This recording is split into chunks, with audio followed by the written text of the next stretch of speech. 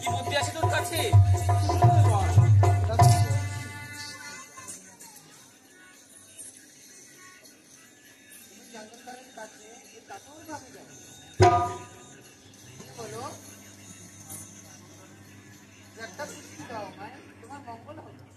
বেশ, তাই হবে।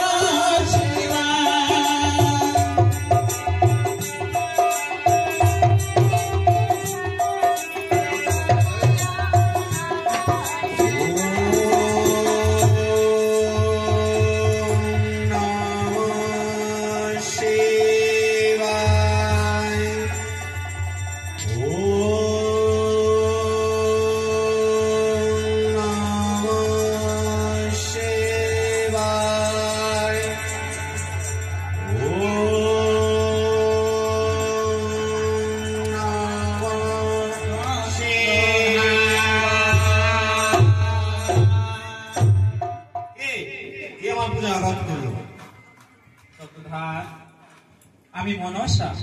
মনসা, তবে আমার অন্তঃপুরে কি করছো? চন্দ্রধার, আমি বড় আশা নিয়ে এসেছি তোমার কাছে। কি আশা তোমার? আমার একটি পুষ্প দাও, তোমার মঙ্গল হবে। ও, পুষ্পর জন্য তুমি আমার কাছে এসেছো? হ্যাঁ চন্দ্রধার। তোমার দেবী হওয়ার এতই শখ, তবে তুমি যাও ওই বেদিনীর কাছ থেকে জেনে নাও। যারা যারা রাস্তাঘাটে বেদিনীরা ঘুরে বেড়ায় তাদের হস্তে পুষ্প নাও। তুমি আমার কাছে পুষ্পর জন্য এসেছো, বেরিয়ে যাও অন্তঃপুর থেকে। চন্দ্রধার, আমাকে বারবার করে বলছি, ওই বেদিনী বলে গাল দিও না আমাকে।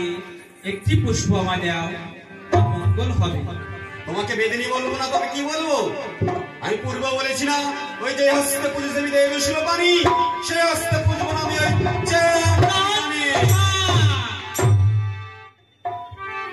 মানব কুলে জন্ম নিয়ে তোমার এতই অহংকার, তোমার অহংকার পূর্ণ করবে মনসা। তুমি কি জানো না আমি মহাদেবের কন্যা, যার তুমি পরম ভক্ত। ওই পবনের বেগে যদি পর্বত হিল্লোল হয়, বাদনের মুখে যদি বেদ উচ্চারণ হয়, তবু না পুজবো আমি ওই চ্যাঙ্গুরের পা। তুমি অসুস্থ, আমি উড়োপটাকের মাতা।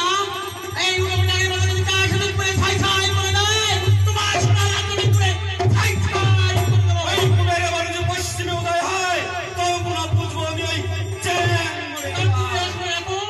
ছয় ছেলে আসতে পারে, 6 মাসের ঘরে প্রাণ লাগে দর্শন করে ফেলবো আমি ওই কালী হয়ে গেলে। তবে দুষ্ট কানে বলে হ্যাঁ, তাহলে বাড়ি দিয়ে তোর মাথাটা চুরচুর করে ফেলবো। দেখো দেখো, ওরে বাবা, এত কি হয়েছে? ওরে আমার কি পুষ্প দিয়া দিয়েছে।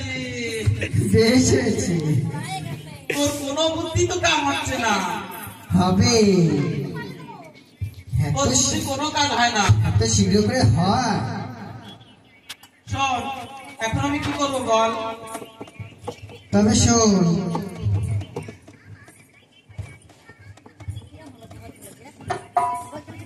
শোন, আমি বলছি। বল। তুই ওই 6 ছেলেকে মৃত্যু দিয়ে আয়, তবে ও বুঝবে। বেশ, ওর কথা শুনে আমি সব করছি। যদি আমার পূজা না হয়, ওরও কপালে আছে। ঠিক আছে।